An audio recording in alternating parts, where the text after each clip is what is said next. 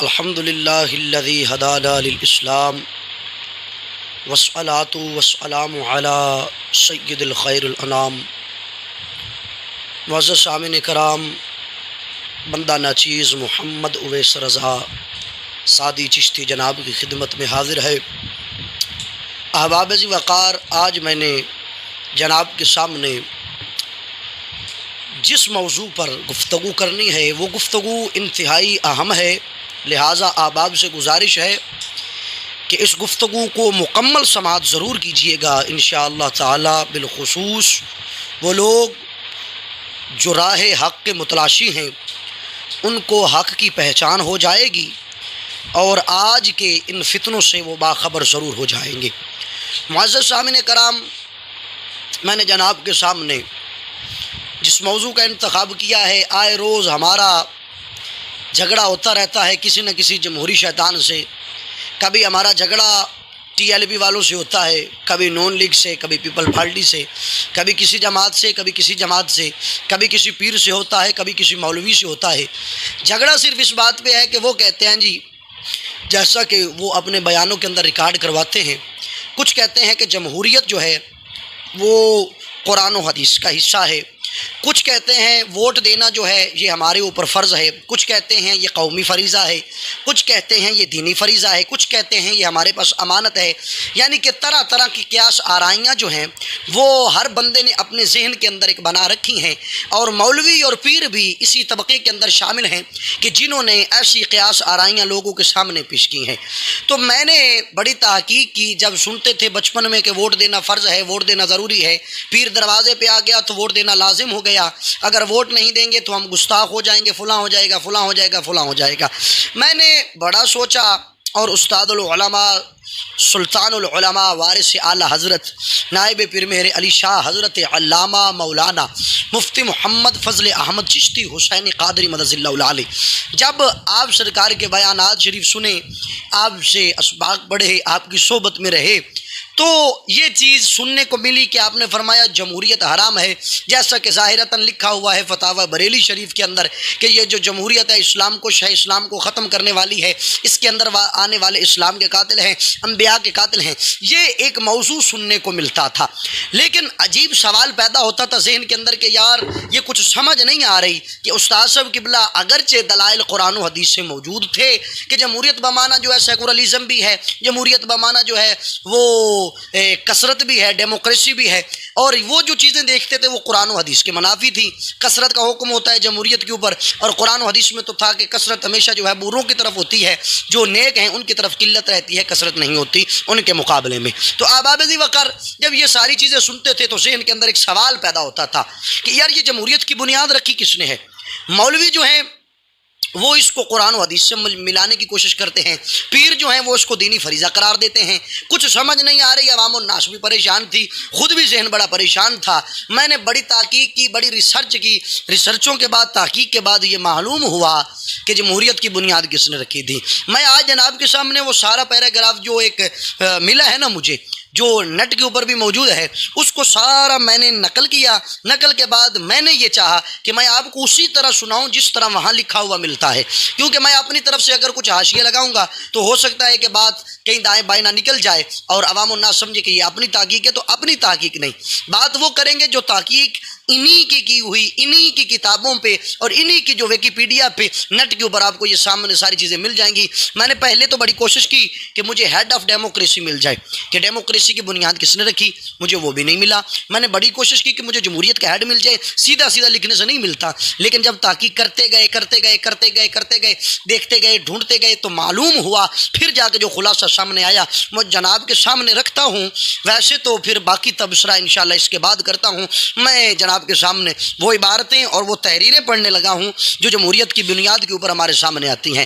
تو وہ انہوں نے اس طرح کا نقل کیا کہ جمہوریت کا سراغ سب سے پہلے ہندوستان میں ملتا ہے 100 برس قبل مسیح، یعنی گوتم بدھ کی پیدائش سے قبل ہندوستان میں جمہوری ریاستیں موجود تھیں، جنہیں جن پد کہا جاتا تھا۔ یونان میں بھی جمہوریت موجود رہی ہے، لیکن وہاں جمہوریت کا تصور سادہ اور محدود تھا۔ سادہ اس معنی میں کہ یونان میں جو ریاستیں تھیں وہ شہری ریاستیں کہلاتی تھیں، جو چھوٹے چھوٹے شہروں پر مشتمل تھیں اور چھوٹی چھوٹی ریاستیں ہوا کرتی تھیں۔ تو آگے انہوں نے کہا کہ ایک شہر ایک مستقل حکومت ہوتا تھا، دوسرا شہر دوسری حکومت اور تیسرا شہر تیسری حکومت۔ شہر بھی بڑے نہیں ہوتے تھے۔ یونان کا سب سے بڑا شہر جو ہے وہ ایتھنز تھا، جس کی آبادی زیادہ سے زیادہ 10,000 افراد پر مشتمل تھی۔ لہٰذا جمہوریت کا تصور یہ تھا کہ بادشاہ خاص اور بڑے فیصلوں میں عوام کی رائے معلوم اور اسی جگہ ممکن ہے جہاں چھوٹا سا ملک اور مختصر سی آبادی ہو۔ چنانچہ بڑی سلطنتیں قائم ہوئیں، مثلا روم کی سلطنت، تو وہاں یہ صورت ممکن نہ تھی۔ اور کیا ہوا؟ تو انہوں نے بتایا کہ چنانچہ وہاں جمہوریت کا تصور جو ہے وہ انہوں نے کہا کہ وہ اس حد تک محدود ہو گیا کہ بادشاہ اپنے مشورے کے لیے کوئی کونسل یا مجلس شورا بنا لیتا تھا۔ اس کا نتیجہ رفتہ رفتہ یہ نکلا کہ جمہوریت کا حقیقی تصور یعنی عوام کو پالیسی سازی میں حصہ دار بنایا جائے عملاً مفقود ہوتا گیا، اور اس کی جگہ مطلق العنان بادشاہیت نے لے لی۔ یوں چھوٹی چھوٹی بادشاہیت کے قیام کے بعد جمہوریت کا تصور ناپید ہو گیا۔ چلی کہاں سے تھی؟ گوتم بدھ نے بنیاد رکھی۔ انہوں نے کہا کہ اس کے مذہب بدھ سے تصورات ملتے ہیں، اور یونان اس کے جو ہے مرکز رہا۔ کب سے؟ 100 سال قبل مسیح، یعنی حضرت عیسیٰ علیہ السلام سے بھی 100 سال پہلے۔ تو معلوم ہوا کہ جمہوریت تو کوئی نئی بات نہیں، جمہوریت بہت پرانی چیز ہے۔ اور اگر اب یہاں پر سب سے بڑی جو دلیل بنتی ہے وہ یہ ہے کہ اگر کوئی بندہ یہ کہے کہ بھائی یہ تو جمہوریت کل کی بات ہے، یہ تو ڈیموکریسی کل کی بات ہے، یہ نئی ایجادات میں سے ہے، تو میں بتانا چاہتا ہوں کہ اس کا یہ قیاس اور فہم غلط ہے۔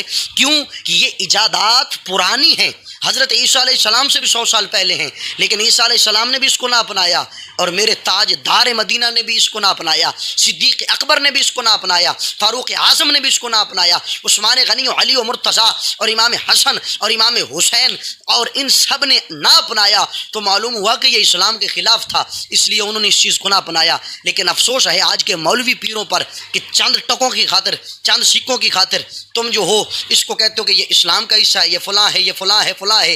اب میں بتانے لگا ہوں کہ جو جمہوریت ہمارے درمیان موجود ہے اس کا جو ایک پہلو ہے وہ کیا ہے، اس کی بنیاد، اس کی ترمیم کب ہوئی، وہ میں جناب کے سامنے بیان کرنے لگا ہوں۔ انہوں نے کہا کہ نشاط ثانیہ ترمیم ہوئی 18ویں صدی عیسوی کے آغاز میں، اس کا تصور دوبارہ احیاء ہوا، یعنی یہ تصور جمہوریت کا دوبارہ اٹھایا گیا۔ کب؟ 18ویں صدی عیسوی میں۔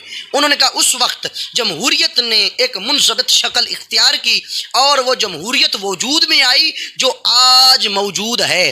اس سے لبرل ڈیموکریسی اور اردو میں آزاد خیال جمہوریت سے تعبیر کیا جاتا ہے، اور جن مفکرین نے جمہوریت کی صورت گری کی اور جن کو آزاد خیال جمہوریت کا بانی سمجھا جاتا ہے وہ نمبر 1 والٹیئر، نمبر 2 مونٹیسکو اور نمبر 3 روسو ہیں۔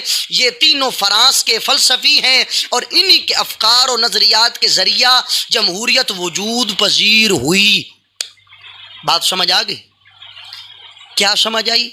یہ جو جمہوریت انہوں نے کہا ترمیم ثانیہ 1800 عیسوی میں ہوئی، سن 1800 جسے کہتے ہیں، آج سن 2000 چل رہا ہے، 2022 ہے، سن 1800 عیسوی میں انہوں نے کہا اس کی ترمیم ثانیہ ہوئی۔ ترمیم ثانیہ یعنی ترمیم اول تو وہ تھی، پھر بعد میں ترمیم کی گئی اور یہ نشاط ثانیہ کہلائی۔ اور اس کے اندر کیا ہوا؟ اس کے اندر ان کا یہ جو موجودہ جمہوریت لبرل ڈیموکریسی، میں نے پہلے بھی کہا کہ اس کو ڈیموکریسی کہتے ہیں، لبرل ڈیموکریسی، انہوں نے کہا یہ جو وجود میں آئی آزاد خیال جمہوریت، مذہب کا تصور ہی نہیں، مذہب نام کی چیز ہی نہیں۔ تو پھر بھائی کچھ شرم آنی چاہیے ان مولویوں کو، کچھ شرم آنی چاہیے ان پیروں کو، کچھ شرم آنی چاہیے اس عوام الناس کے اس طبقے کو جو ان کو اپنا راہبر بنائے بیٹھے ہیں، جو کہتے ہیں ووٹ دینا فرض ہے۔ اور خدا کا خوف کرو بھائی، تمہیں شرم نہیں آتی؟ اللہ رسول کا ڈر نہیں ہے تمہارے دل کے اندر؟ اس کی ترمیم جو ہے لبرل، وہ کہہ رہے ہیں یہ آزاد خیال ہے، تم اس کو قرآن کی طرف منسوب کرتے ہو۔ وہ کہتے ہیں یہ آزاد خیال ہے، تم اسے حضور پاک کی حدیث کی طرف منسلک کرتے ہو۔ تم کہتے ہو آزاد خیال ہے، تم کہتے ہو ووٹ دینا فرض ہے۔ کچھ شرم و حیا ہے؟ پھر آگے انہوں نے کیا کہا؟ تمہاری کی جو زندگی بھر یہ تحریک بلیک ہو چاہے جس پارٹی کا جو طبقہ مرضی ہو، جو بھی جمہوریت میں داخل ہوا، جو گزر گئے، جو آئے ہیں، ان سبھی کے لیے یہ بات ہے۔ جو اس کو جنت کا ٹکٹ کہتے تھے، جو کہتے تھے فرانس کا سفیر باہر نکالو، کیوں جی فرانس گستاخ ہے؟ اور بھائی کچھ عقل و حیا ہونی چاہیے کہ فرانس کا سفیر تو قبول نہیں، اور یہ جو انہوں نے کہا ہے کہ جمہوریت کا بانی جنہیں سمجھا جاتا ہے وہ کیا ہے؟ نمبر 1 ویلٹیئر تھا، نمبر 2 مونٹیسکو تھا، نمبر 3 روسو تھا، اور یہ تینوں فرانس کے فلاسفر تھے، فرانس کے فلسفی تھے۔ انہوں نے کہا کہ یہ تینوں فرانس کے فلسفی ہیں، اور فرانس کی جو ہے سفیر قبول نہیں، کیوں؟ جو گستاخ ہیں۔ تو فرانس کی جمہوریت قبول کیسے ہے؟ اسی منبر رسول پر بیٹھ کر تم اسی جمہوریت کی ترویج کے لیے تم بھی، تمہارے بڑے بھی اس کا اعلان کرتے رہے کہ بھائی یہ حق ہے، یہ جنت کا ٹکٹ ہے، یہ فلاں ہے، یہ فلاں ہے، یہ فلاں ہے۔ تو یہ ساری چیزوں جو انہوں نے بیان کی ہیں، تو مجھے یہ بتاؤ کہ اب تمہارے بڑے کو ہم کیا کہیں گے؟ مجھے یہ بتاؤ کہ تمہارے چھوٹے کو ہم کیا کہیں گے؟ مجھے یہ بتاؤ کہ تمہارے راہبروں اور لیڈروں کو ہم کیا کہیں گے؟ تو یہ ساری باتیں جو ہیں ایک طرف ہو گئی، اور تم جو ہو اس کو جنت کا ٹکٹ کبھی کہتے ہو، کبھی راہ نجات کہتے ہو، اور وہ تمہارا بڑا تو اس حد تک کہہ گیا کہ جو صحابہ کام نہیں کر سکے وہ تم ووٹ دے کر کر سکتے ہو۔ کچھ خدا رسول کا خوف ہونا چاہیے، کچھ شرم و حیا ہونی چاہیے۔ یہ بلی تھیلے سے باہر آ گئی۔ تم کہتے تھے یہ فلاں ہے، یہ فلاں ہے، کوئی کہتا تھا یہ پیر کا فرض ہے، کوئی کہتا تھا ووٹ دینا یہ جو نبی کا فرض ہے، کوئی کہتا تھا ہمارے اوپر فرض ہے، نہیں دیں گے تو ہم کافر ہو جائیں گے، مرتد ہو جائیں گے، مشرک ہو جائیں گے، شرک ہو جائے گا، فلاں ہو جائے گا، فلاں ہو جائے گا۔ اور بھائی جو نظریہ اور ایجنڈا ہم نے اٹھایا تھا کہ ووٹ لینا بھی کفر ہے، ووٹ دینا بھی کفر ہے، تو آج ہم نے ثابت کر دیا اس کے بانی کافر ہیں۔ بانی ترمیم ثانیہ کے اندر والٹیئر، مونٹیسکو اور روسو ہیں۔ ترمیم اول جو اس کی ہوئی تھی، جو نشاط اول کہہ لیں، یا اس کی بنیاد جو ہے وہ گوتم بدھ نے رکھی اور یونانیوں نے مل کر رکھی۔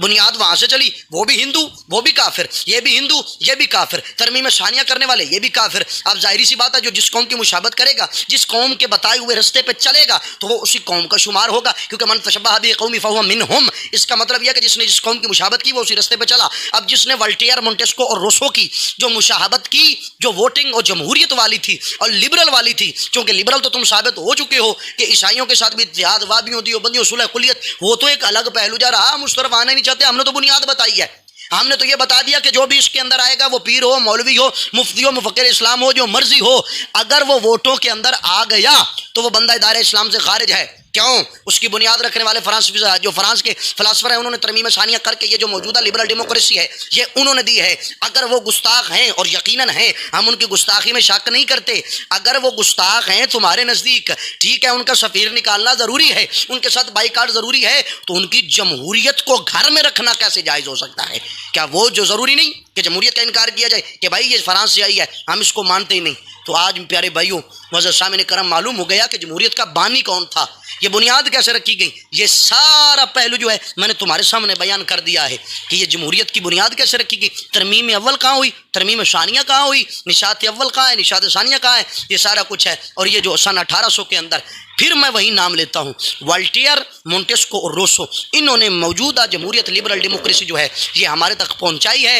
اور جو پیر مولوی اس کے اندر جائے گا وہ والٹیئر، مونٹیسکو اور روسو کے نظریات کو مانے گا، اور جو ان کے نظریات کو مانے گا تو وہ ظاہری سی بات ہے وہ تو خدا رسول سے قطع تعلق ہوا۔ کیوں؟ قرآن کے اندر اللہ رب العزت نے فرمایا کافر اس وقت تک تم سے راضی نہیں ہو سکتے جب تک وہ تمہیں اپنے جیسا نہ بنا لیں یا تمہیں دین اسلام سے دور نہ کر دیں۔ اور پھر فرمایا کہ کافر اس وقت تک بھی خوش نہیں ہو سکتے جب تک وہ تمہیں تمہارے دین سے نہ پھیر لیں۔ تو معلوم ہوا کہ اگر ان کے بتائے ہوئے طریقے، اور آج وہ اتنا سارا کچھ جمہوریت کے لیے کر رہے ہیں، ڈیموکریسی کے لیے IMF قرضے دے رہا ہے، ڈیموکریسی کے لیے، جمہوریت کے قیام کے لیے افغانستان کے اندر انہوں نے بچے مار دیے، 100 سال تک انہوں نے مسلمانوں کا قتل عام کیا، تو یہ جمہوریت اتنی پیاری تو انہیں ہے نا۔ تو پھر پیروں اور مولویوں کو شرم آنی چاہیے اور خود غور کرنا ہے، خود ہی اپنی عادات پہ غور کرو۔ ہم کہیں گے تو شکایت ہوگی، خود انہیں غور کرنا ہے کہ ہم کر کیا رہے ہیں، ہم کس کو اسلام کہہ رہے ہیں، ہم کس کو جو ہے وہ دین بتا رہے ہیں، ہم کس کو جو ہے فرض سمجھ رہے ہیں، کس کو فرض بتا رہے ہیں۔ یہ والٹیئر، مونٹیسکو اور روسو کی حمایت اور فرانس کی تابع داری کو تم فرض کہتے ہو، اور یقیناً تمہارے لیے تو یہ فرض ہے۔ کیوں؟ تمہیں وہاں سے ڈالر جو ملتے ہیں، تمہیں وہاں سے پیسہ جو ملتا ہے، تمہیں وہاں سے فنڈنگ جو آتی ہے، پارٹیوں کی جو فنڈ ہوتے ہیں، ہمیں نہیں پتہ یہ جو پارٹیاں بنائی جاتی ہیں ان کے اکاؤنٹ کیسے ہوتے ہیں، ان کی تحقیق کیسے ہوتی ہے، کیسے نہیں ہوتی، کون کر سکتا ہے کون نہیں کر سکتا، ہم جانتے ہیں ان کی فنڈنگ کہاں سے ہوتی ہے۔ جتنی بھی جمہوری پارٹیاں ہیں ان کی فنڈنگ باہر سے ہوتی ہے، اور سارے وہی کافر انگریز کرتے ہیں۔ کیوں کرتے ہیں؟ وہ اسی لیے کرتے ہیں بھائی، کیوں؟ جمہوریت دی انہوں نے ہے اور وہ اس کا قیام چاہتے ہیں، وہ اس کو قائم رکھنا چاہتے ہیں، تو پھر قائم رکھنے کے لیے انہوں نے جو ہے وہ اس جمہوریت کو پھیلایا ہے۔ لہٰذا معلوم ہو گیا کہ جمہوریت کی بنیاد کس نے رکھی، اور جمہوریت چلی کہاں سے تھی، گئی کہاں تک، اور اس کو جو دین بتانے والے ہیں ان کا پردہ ایسے ہم نے کھول دیا جیسے ایک روشن دن ہوتا ہے، یا جیسے رات جو ہے پھر رات کو رات ثابت کر دیا، دن کو دن ثابت کر دیا، دودھ کو دودھ ثابت کر دیا، پانی کو پانی ثابت کر دیا۔ ہم نے ایسے کھلے لفظوں کے اندر ان کو جو ہے کھول کے لوگوں کے سامنے بیان کر دیا۔ اب جس کے جی میں آئے وہیں پائے روشنی، ہم نے تو دل جلا کے سر عام رکھ دیا۔